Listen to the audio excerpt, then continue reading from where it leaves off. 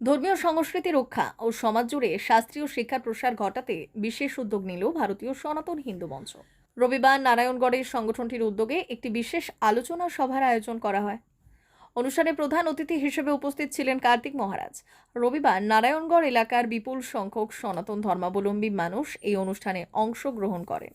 দিনভর চলা এই কর্মসূচিতে হিন্দু শাস্ত্রের মূল ভাবধারা, নৈতিকতা এবং বর্তমান সমাজে ধর্মীয় শিক্ষার আবশ্যিকতা নিয়ে বিস্তারিত আলোচনা করা হয়। অনুষ্ঠান শেষে সংগঠনের রাজ্য, জেলা ও ব্লক স্তরের সভাপতিরা যৌথভাবে জানান, সমাজের রন্ধ্রে রন্ধ্রে ধর্মীয় মূল্যবোধ ও শাস্ত্রমূলক শিক্ষা পৌঁছে দেওয়াই তাদের মূল লক্ষ্য। কার্তিক মহারাজের উপস্থিতি ও দিক নির্দেশনায় এই বিশেষ কর্মসূচির সূচনা হলো। আগামী দিনেও এলাকা জুড়ে লাগাতার এমন বৈদিক ও ধর্মীয় আলোচনা সভার আয়োজন করা হবে বলে সংগঠন সূত্রে জানানো হয়েছে। ভারতের সঙ্গে তুলনা করেছি ভগবান রামচন্দ্র এবং ভগবান কৃষ্ণ। সবার পরে হচ্ছে আচার্য দেব ভব গুরু, তিনি গুরু সুতরাং বিনয় বাদল, দীনেশ ক্ষুদিরাম, নেতাজি সুভাষ, বিবেকানন্দ, প্রণবানন্দ, অরবিন্দের আত্মাগুলো কাঁদছে। তারা পবিত্র মা পাচ্ছেন না, তাই তারা জন্মগ্রহণ করতে পারছেন না। সবাইকে নমস্কার। ছোট্ট একটি বোন আমাকে মালা পরিয়ে দেবে, আশীর্বাদ, মায়ের কাছে আশীর্বাদ, আপনাদের সবার কাছে আশীর্বাদ চাইছি। আমরা সন্ন্যাসী জীবনের চলার পথে যেন কোনোদিন একটু অহংকার না হয়। আপনি আশীর্বাদ করুন, ভগবান সব সহ্য করতে পারেন, অহংকার সহ্য করতে পারেন।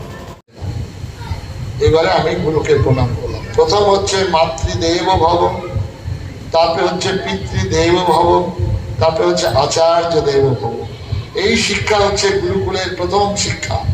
প্রত্যেক দিন প্রত্যেকে মা বাবাকে প্রণাম করবেন।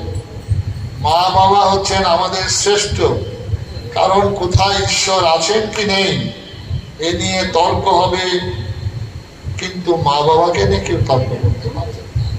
সেই জন্য মা বাবা সাক্ষাৎ ভগবান। মা বাবাকে দৈনিক প্রণাম, মা বাবাকে যত্ন করবেন এবং মা বাবার আশীর্বাদ যদি শিরে বর্ষিত হয়, আমাদের প্রত্যেকের জীবন ধন্য হবে। এবং আমাদের ভারতবর্ষে বাংলার বুকে যত মহাপুরুষ জন্মগ্রহণ করেছেন, সবার জীবনের মূলে তার মায়ের প্রার্থনা।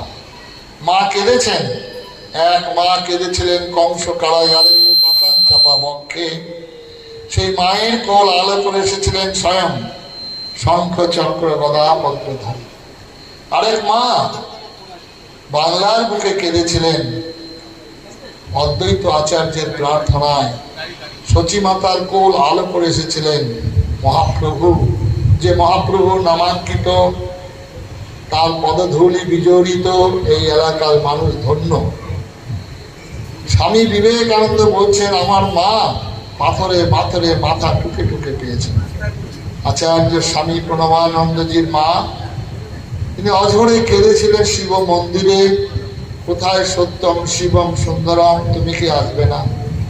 তার আকুল হয়েছিল। আজকে পশ্চিম মেদিনীপুর জেলার ভারতীয় সনাতন হিন্দু মঞ্চের আমি জেলা সভাপতি এবং রাজ্য কমিটির সদস্য। আমার সঙ্গে আছেন রাজ্য সভাপতি আমাদের হচ্ছে বঙ্কিম রায় মহাশয়, আমার সঙ্গে আছেন সহসভাপতি দেবাশিস সান্দিকি মহাশয়, তরুণ সরকার মহাশয়, সেক্রেটারি মহাশয় এবং আরও অনেক কার্যকর্তা যারা হিন্দু সনাতন ধর্মের সঙ্গে যুক্ত, হিন্দু দরদি। তারা আমরা আজকে একটা মহারাজের হাত ধরে আমরা বঙ্গীয় পশ্চিমবঙ্গে যে ধর্মীয় শিক্ষাকে প্রতিষ্ঠা করতে চাইছি। গুরুকুলের মাধ্যমে বৈদিক চারণ হবে, ধর্মীয় শিক্ষা প্রতিষ্ঠা করব। মানুষের ঘরে ঘরে আপনার বেদ বাক্য পড়াবো, মানুষের ঘরে ঘরে আমরা গীতা পড়াবো। আপনার পৌষ মাঘ মাস আমরা গীতা যাতে প্রত্যেকটা বাড়িতে পড়তে পারে, তার জন্য আমরা ধর্মীয় শিক্ষার মাধ্যমে গুরুকুল প্রতিষ্ঠা করতে আমরা আজকে সক্ষম হলাম। আমার পরম পূজ্য মহারাজজি কার্তিক মহারাজজি উনি আমাদের আজকে উদ্বোধন করে গেলেন আজকের সমাবেশে। কি নাম আপনার? আমার নাম চন্দন কোটাল, ভারতীয় সনাতন হিন্দু মঞ্চের আমি জেলা সভাপতি। আজকে ভারতীয় সনাতন হিন্দু মঞ্চের পক্ষ থেকে একটি ধর্মীয় শিক্ষা প্রতিষ্ঠান, আজকে ধর্মীয় শিক্ষা প্রতিষ্ঠান প্রতিষ্ঠান আজকে কর্মসূচি নেওয়া হয়েছে এবং তার আজকে শুভ সূচনা করা হলো। সেই শুভ সূচনা করা হলো আমাদের ভারতীয় সনাতন হিন্দু মঞ্চের অভিভাবক, প্রধান উপদেষ্টা, পরম পূজনীয় স্বামীজি কার্তিক মহারাজের হাত দিয়ে আজকে আমরা এই ধর্মীয় শিক্ষা প্রতিষ্ঠানের শুভ উদ্বোধন করলাম। এবার নিয়মিত সপ্তাহে একদিন বা দুদিন ধর্মীয় শিক্ষা প্রতিষ্ঠানে ধর্মীয় শিক্ষা দেওয়া হবে। কি নাম আপনার? আমার নাম বঙ্কিম রায়, ভারতীয় সনাতন হিন্দু মঞ্চের রাজ্য সভাপতি। जी, ये आज नारायणगढ़ में कार्तिक जी महाराज का आगमन हुआ। हमारे हिंदू सनातन मंच के सौजन्य से, और महाराज का आगमन बहुत ही जो है लाभदायक होगा हमारे जो है हिंदू समाज के लिए, सनातनियों के लिए।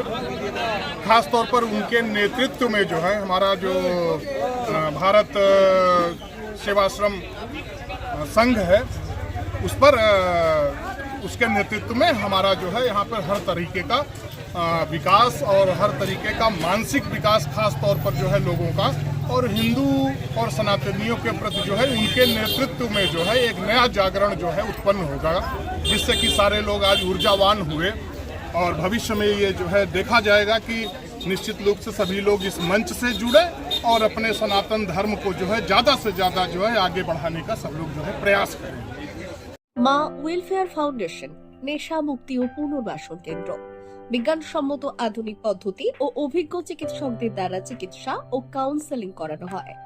নেশার প্রবণতা থেকে বের হওয়ার জন্য চাই সৎ ইচ্ছা। এই নেশাসক্ত ব্যক্তিদের নানান সমস্যার সম্মুখীন হতে হয়। তারা চাইলেও এই পথ থেকে বেরিয়ে আসতে পারেন না, হতাশ ও একাকিত্ব বোধ করেন।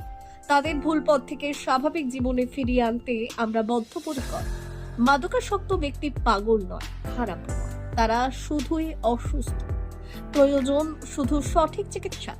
আপনার সন্তান কোথায় যায়, কাদের সাথে চলাফেরা করে, নিয়মিত স্কুল কলেজ যায় কিনা, অপ্রয়োজনে বাড়ির বাইরে থাকে কিনা, অস্বাভাবিক জীবনযাপন করে কিনা, আপনি যা অর্থ দেন তা সঠিকভাবে ব্যয় করে কিনা, পারিবারিক অশান্তি, শারীরিক অত্যাচার, স্ত্রী পরিজনকে অকারণে সন্দেহ, অবিশ্বাস, কর্মক্ষেত্রে অবনতি, মাত্রাতিরিক্ত আর্থিক চাহিদা বেড়ে গেছে।